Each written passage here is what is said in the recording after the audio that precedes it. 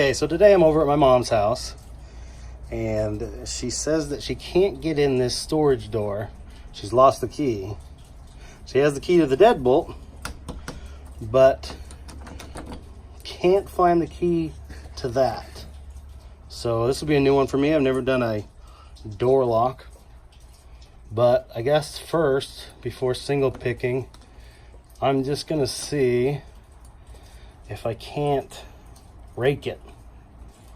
It seems like it's probably not a super expensive lock, so let's just find out, I guess.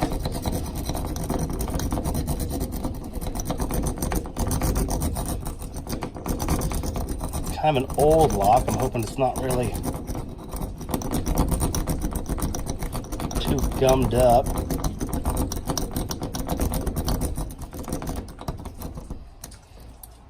Try resetting it. Oh, we got it.